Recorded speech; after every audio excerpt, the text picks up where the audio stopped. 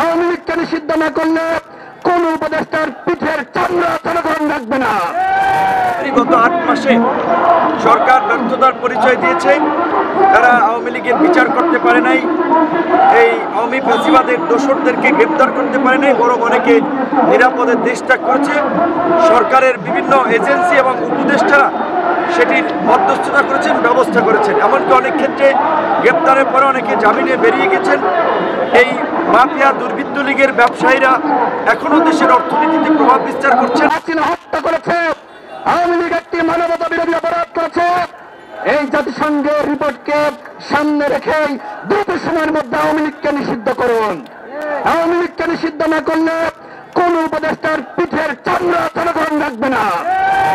কারণ এই যে মানুষ শহীদ হয়েছে, যারা রক্ত দিয়েছে, যারা রিমান্ডের নির্যাতনের শিকার হয়েছে, আমার সাথে আমাদের সংগ্রামী সভাপতি নুরুল হক নূর দাঁড়িয়ে আছে। তাকে রিমান্ডে 10 দিন নির্যাতন করা হয়েছে। নির্যাতনের পরেও তিনি চুপসে যাননি। যখন তাকে আদালতে তোলা হয় তখন নুরুল হক নূর বলেছিল এই সরকারের 90% পতন হয়ে গেছে, 10% ধাক্কা দাও।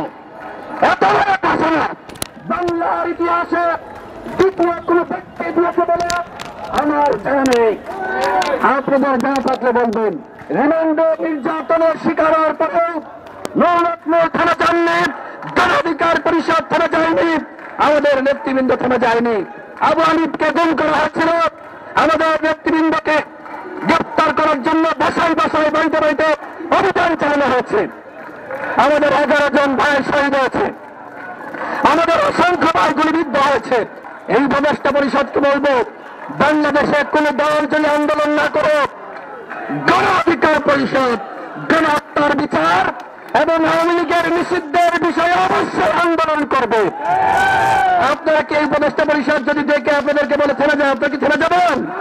থেমে যাবেন?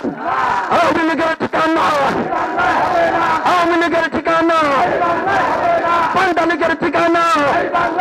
গণহত্যার বিচার এবং জুলাই যে জনতার আকাঙ্ক্ষা যে একটা নতুন বাংলাদেশ বিনির্মাণ করার, একটা রাষ্ট্রকে মানবিক, গণতান্ত্রিক এবং কল্যাণমুখী করার, সেই আকাঙ্ক্ষার বাস্তবায়নে আমরা মনে করি গত 8 মাসে সরকার ব্যর্থতার পরিচয় দিয়েছে।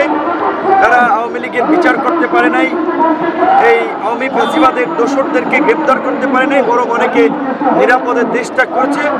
সরকারের বিভিন্ন এজেন্সি এবং উপদেষ্টারা সেটির মধ্যস্থতা করেছেন, ব্যবস্থা করেছেন। এমনকি অনেক ক্ষেত্রে গ্রেপ্তারের পরে অনেকে জামিনে বেরিয়ে গেছেন। এই মাফিয়া দুর্বৃত্ত লীগের ব্যবসায়ীরা এখনো দেশের অর্থনীতিতে প্রভাব বিস্তার করছেন।